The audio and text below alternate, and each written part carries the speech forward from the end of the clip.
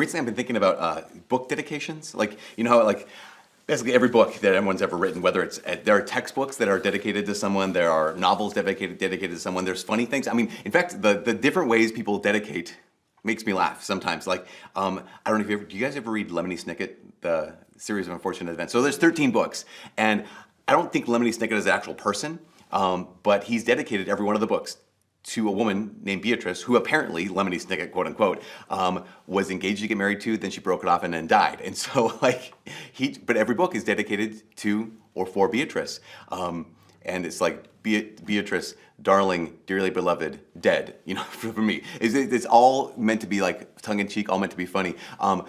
Dear Beatrice, when we met, you took my breath away. No, yours is gone forever. Like that kind of a situation. Like it's all dark, but it matches up with the novel. But there are some dedications that are just, they change the story for me. So a great children's book, The Lion, the Witch, and the Wardrobe, right? C.S. Lewis, such a good book. Well, if you read the dedication, C.S. Lewis wrote this book for his goddaughter, Lucy, who's also one of the characters, right? And the dedication is really beautiful. It says to Lucy Barfield, he says, "My dear Lucy, I wrote this story for you, but when I began it, I had not yet realized that girls grow quicker than books. As a result, you are already too old for fairy tales, and by the time it is printed and bound, you will be older still. But someday you will be old enough to start reading fairy tales again. You can then take it down from some upper shelf, dust it, and tell me what you think of it. I shall probably be too deaf to hear and too old to understand a word you say, but I shall still be your affectionate godfather, C.S. Lewis." It's just this really cool thing that, like, and that makes me want to actually go back and read The Lion, the Witch, and the Wardrobe again, knowing that here is not just this children's story, but here is this story dedicated to this goddaughter of C.S. Lewis, that he wrote this story for her. And what happens, I think, when it becomes dedicated, it changes things. So another beloved children's story is The Wonderful Wizard of Oz, written by L. Frank Baum, right? So it's made into a movie. Everyone knows that. We all know the story of The Wonderful Wizard of Oz. I don't even know the story behind it. So L. Frank Baum, he met his wife, her name was Maud Gage, back in the 1880s, I think it was. They get married, and at one point they moved to South Dakota, and they have 4 boys. And those plains of South Dakota, and there's like harsh realities, they owned a dry goods store and tried to make a living out there, and had to go actually move from South Dakota back to Chicago. And as his boys were growing, he used to entertain them by the fire and just tell them stories about a young boy who got swept up in a cyclone in the plains of South Dakota, plains of Kansas, and brought to this far-off land, and had all these adventures in this place he called Oz, right? Well, he told these stories to his sons and for his sons, but at one point, his wife, Maud, had a sister named Helen. And Helen had a little girl, Dorothy Louise Gage. And in Dorothy, L. Frank Baum's wife, Maud, she saw the daughter she never had. She loved her 4 boys, but her heart just went out to this little girl, this little Dorothy, her sister's child. And she visited as often as she could, but at one point in her early childhood, Dorothy became desperately ill and then ultimately died. And Maud, her heart was broken in 1,000 pieces. She was inconsolable. And no matter what L. Frank Baum would do, nothing could heal that broken heart. So what he did is he wrote down the stories that he used to tell his sons. But instead of a boy who got swept up in a hurricane and deposited in Oz, it was the little girl. And the little girl's name was Dorothy. And instead of Dorothy Louise Gage, she took out that L of Louise and put it in that second G, so Dorothy Gale is her name. And then her Auntie M was actually his wife's mom's name. Her name was Matilda, but she always signed her letters M, so she was Aunt M. And his father-in-law, his wife's father, was Henry. And so he put them in this story that he wrote, basically to try to give this little girl, to give Dorothy, back to his beloved wife. So his dedication is, this book is dedicated to my good friend and comrade, my wife. And again, this is one of those things like if you know the story is good on its own, right? The story is powerful, it's unique, it's entertaining on its own. It is a beloved children's story, but the dedication changes it. And it changes it from being a beloved children's story to becoming something more. It's now a love story. And every page of this story, that's just, fiction, it's fantasy, it's whatever it is, it's no longer a beloved children's story. This is now a love story because of who it's dedicated to. And that's the thing, that's the reality of life is you can take any good action. You can take any ordinary action But when it becomes dedicated to something or dedicated to someone, that's when it can become more. Something more. So we started this series 4 weeks ago, right? Called Holy Moments, based off of Matthew Kelly's book, Holy Moments. And in that book, Matthew Kelly's review, in that book, Matthew Kelly defines a holy moment. He says a holy moment is a single moment in which you open yourself to God. You make yourself available to Him, and setting aside personal preference and self-interest, in one moment, you do what you prayerfully believe God is calling you to do. So it's not overwhelming, right? It's a single moment. It's just, and we talked about this over the last 3 weeks before this. Holy moments are ordinary moments, right? They're just the average moments that come to us where we realize these three powerful truths. We realize that God is here, right? God is present, right? Secondly, that God is active. He's doing something in this. And thirdly, we realize that this moment is His. Because we talked about, right, or holy moments are ordinary moments, holy moments are present moments, and holy moments are shared moments last weekend. But this last piece, that we realize not only God is present and God is active, but this moment is His. It goes back to what it means to be holy. Again, this is all review, so if it sounds like familiar, it should. The holiness we realize is not church stuff. Holiness is not perfection, although sometimes that's what we think, right? We think sometimes that holiness is impossible because it's perfection, or that holiness is boring because all it has to do with is church things. That's not the case. We discovered that holiness, for something to be holy, is for it to be blessed. And again, we think blessed and we think, oh, someone's fortunate. My life's blessed. I'm fortunate. I have good things. To be blessed is to be consecrated. To be consecrated is to be set apart for a purpose. In other words, to be holy is to be dedicated. That we take anything, an ordinary moment, a present moment, a shared moment, and we say, no, actually, God, this is for you. So in the second reading today, St. Paul's letter to the Corinthians, chapter 10, what's he say? He says, whether you eat or drink, whatever you do everything for the glory of God. And sometimes we can hear those words and think like, oh my gosh, like that seems so overwhelming. That seems so daunting in the sense of like, gosh, do I have to live in church then? And Paul is actually taking it out of church. Yes, everything we do in church is for the glory of God. Absolutely. But what St. Paul is saying, he's like, don't limit God's access to your life, and don't limit your access to God by saying only holy things, all holy things have to happen in church. He was saying, no, whether you eat or drink, whatever you do everything for the glory of God. What St. Paul is reminding us is that every single ordinary moment can become a holy moment if it's what? If it's dedicated to Him. So if it's for the glory of God. So sometimes, this is the reality. Sometimes, as we pursue holiness, we can sometimes think that it's for us, right? We sometimes think like, oh, I want to be holy. Why? Because I don't know, I want to be a saint. Why? Because I want to be known, or I want to be important, or I want to whatever. And the reality, of course, St. Paul's reminding us that one's holiness isn't really for oneself. We don't eat or drink or whatever we do for our own glory. St. Paul says, actually, do this for the glory of God. So he queries the question, what is the glory of God? Well, it can be so many different things, but let's make it as simple as possible. We talked about a little bit about it last weekend.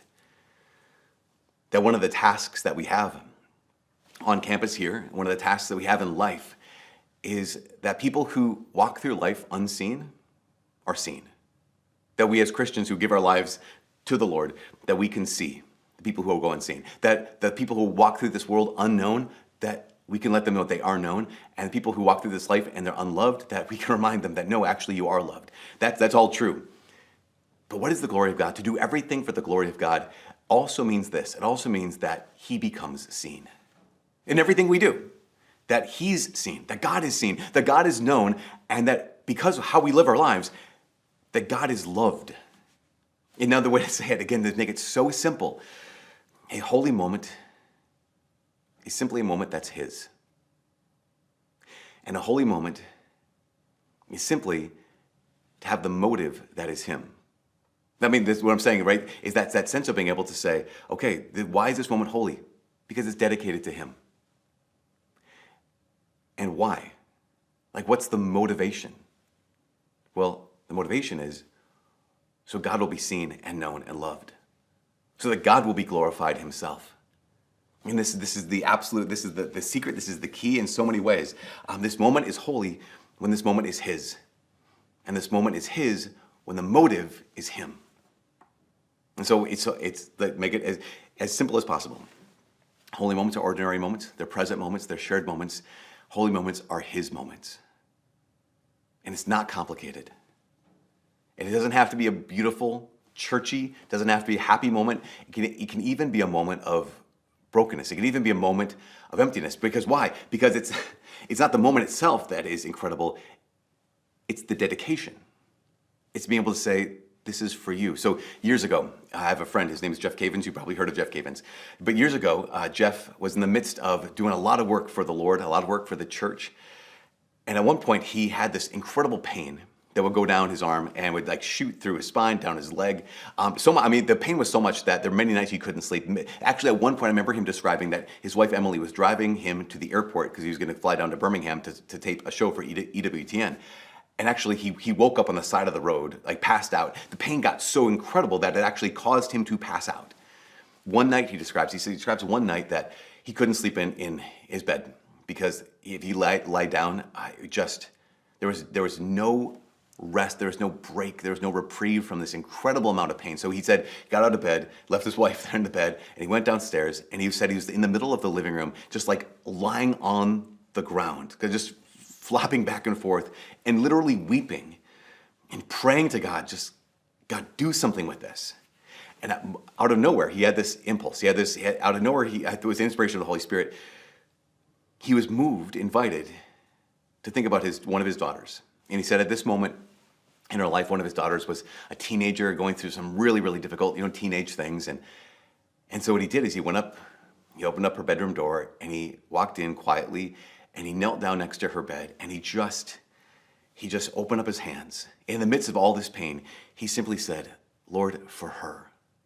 Like, use this, whatever it is I'm going through, use it for her. And this is the thing, this is the kind of the dedication that changes an ordinary thing and even a painful thing, incredible suffering, changes it and makes it into something incredible, changes it because of the dedication, because this is for my daughter. Lord, take this and use this. Again, this is what St. Paul is saying.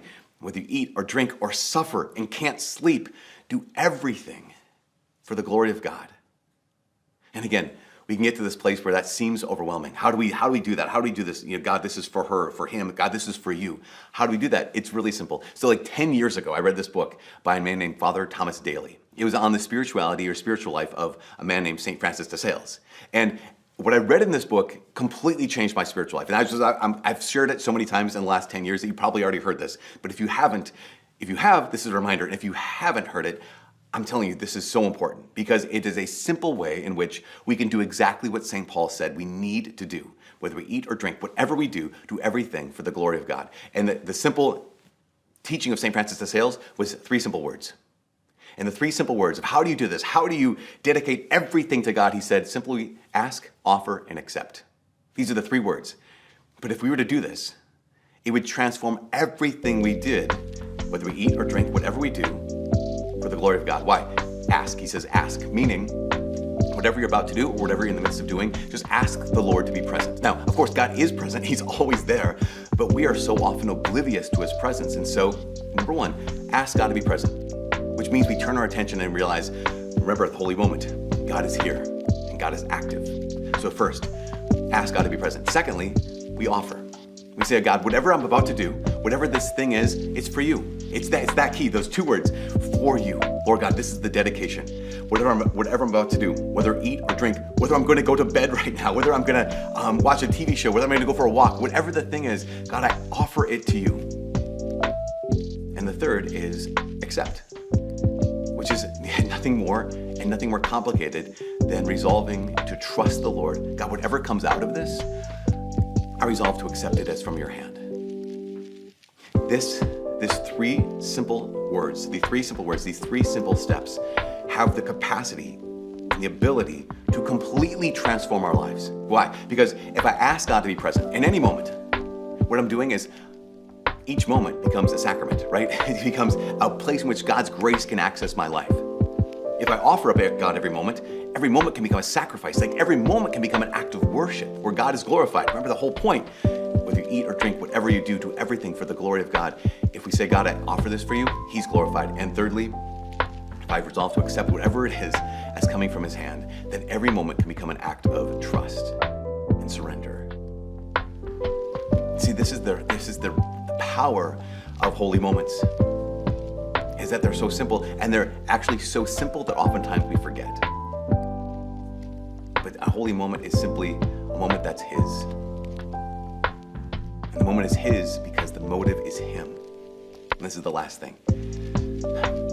My invitation is, we're concluding today this series on holy moments. Next Sunday, we're starting the series on the book He Leadeth Me, about the life of Father Walter Ciszek as he was a prisoner in the Soviet Gulag, as slave labor camps for years and years and years in the Soviet Union. We're going to dive deeply over the next 6 or 7 weeks, all throughout Lent, into what it is to truly trust the Lord. What it is to actually walk in faith regardless of our circumstances. We're going to learn what it is to be able to not look for God's will in each moment, but to realize that each moment is his will for us. That doesn't have to start next weekend. It doesn't have to start on Ash Wednesday. It actually gets to start in this moment, because this moment has the capacity to be a holy moment. And we ask God to be present. We offer him this moment, and we resolve to accept whatever comes to us from his hands. That's all a holy moment is. A holy moment is a moment that is his.